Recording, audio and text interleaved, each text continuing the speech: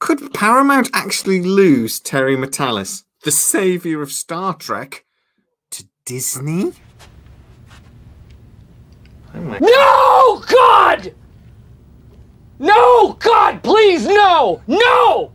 No! No! What does that mean for legacy? Welcome to SciTrek, your sci-fi TV and movie channel.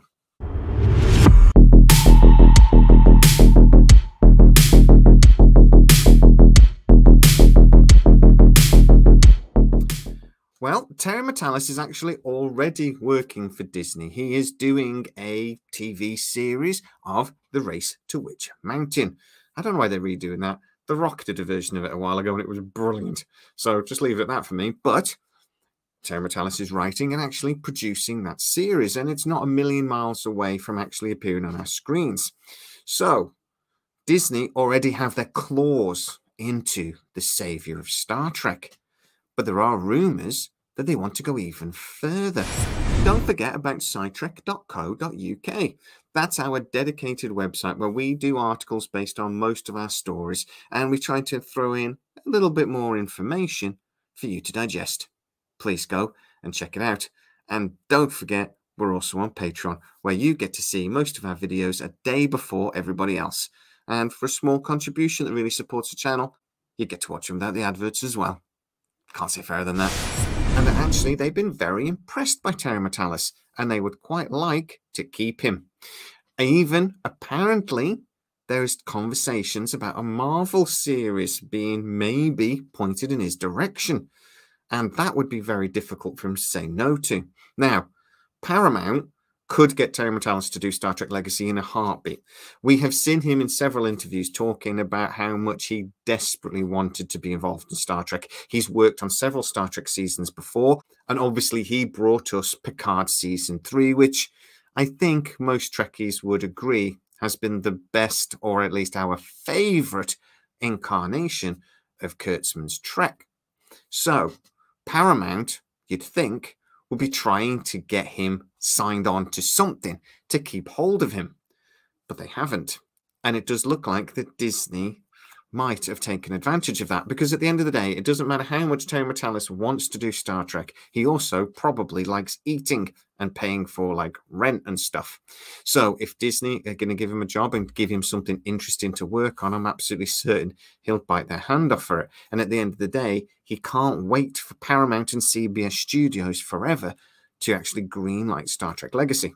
Now, I've actually spoken about this a couple of times before, though, and I've been told by somebody that actually is pretty close to Paramount that, yes, they are going to do Star Trek Legacy.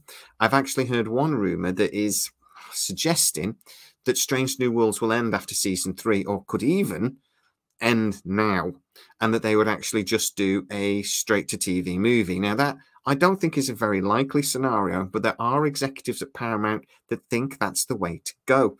They want to have one, maybe two timelines within Star Trek. They don't want the current three. They think it's confusing, and they would much rather have a little bit of a reset and get back to something that fans can understand or recognize as Star Trek, rather than just Kurtzman Trek.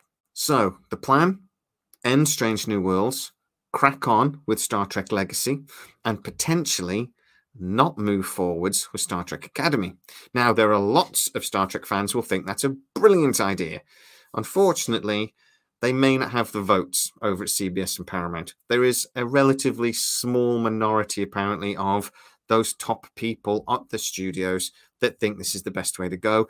Other people think they actually should trust Kurtzman and just let him go his own way. If Kurtzman does get his own way, we might not get Legacy. We will get Academy, which is Star Trek 90210 as far as I'm concerned, and we'll end up getting quite a lot more Strange New Worlds. So, Paramount also are not in any rush to actually green light Star Trek Legacy while the other two seasons are running, just because it's really expensive, and they do need to cut back a lot of costs. Something I've not really spoken about before is that Paramount are in massive debt, over $15–16 billion. But that's not really the major problem. The major problem is a lot of those debts have to be renegotiated in the next 12 months. and interest rates have gone up. So when those debts are actually renegotiated, they're going to be more expensive. Paramount's already been overspending massively on Paramount Plus and the TV shows that are going there. So they have to cut spending. So they've slowed down the calendar for Star Trek. They've stretched a lot of stuff out. That's not just because of the strikes, but also because of this money issue. And that means that really Strange New Worlds needs to end before we get Legacy. Now, Terry Matalas, the savior of Star Trek, would have been perfect to take on that mantle. He obviously has thought about Legacy a lot. He's talked about it a lot. He set it up in Picard. So what if he is poached by Disney? Does Paramount have a plan on how to move forward with the show anyway? Well, yes. Jonathan Frakes. So, according to somebody that I've been speaking to, Jonathan Frakes was very much front and center where it came to Picard Season 3. He directed several of the episodes. Riker was a massively important part of the series, and he's done lots of interviews, etc. since. He has been very, very public. He's obviously directed several Disco episodes and Strange New Worlds episodes. He really is becoming Star Trek's director. Paramount apparently have been very happy with his work and very happy, more importantly, with his public persona. He is a Star Trek man. He could actually fix a lot of the perceptions of Star Trek in the Trek family, because there is division within us Trekkies. Some of us love Kurtzman Trek, some of us not so much, and some of us absolutely hate it. One way Paramount could maybe fix some of those problems is by bringing in somebody like Jonathan Frakes to steer the ship. Now, apparently, he wouldn't be brought in as sort of like a showrunner, but he would maybe have a far more prominent and far more important role in actually developing Star Trek Legacy and really being the front man for the show.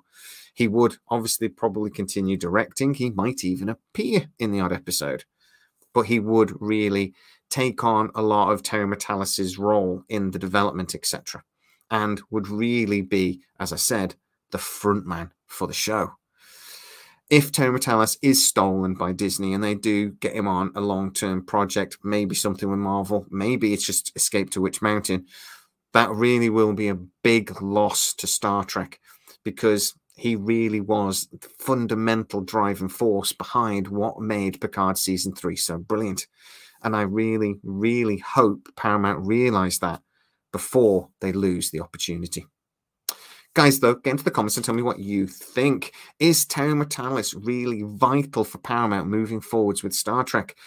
But also, which side of this division within the Paramount executives do you land on? Are you with the minority that want less Trek in a way and only 2 timelines at most? Some executives apparently are arguing just 1. And do you actually agree with them that we don't need Star Trek Academy? We just need a prime Star Trek. We just need Star Trek Legacy. Or do you agree with the other side, and actually do you love what Star Trek has done so far? Do you love how creative it's been? And let's be honest, it has been really creative. Even if I personally haven't always loved what they've done, like the musical, I can at least appreciate what they're trying to do. So Kurtzman, he doesn't quite have my vote, but I can at least respect what he's trying. Which side of that argument do you fall on? Get into the comments and tell me. If you are new to the channel, please like, subscribe, hit that bell notification. It really helps us out and you'll never miss any of our new videos. Also, you can go to patreon.com/sidetrack, where most of our new videos premiere first, and you get to see them without the adverts. And for a small contribution each month that really supports the channel, and you even get a free gift after 3 months, you get to see them first. As always, please stay safe, and I'll see you next time.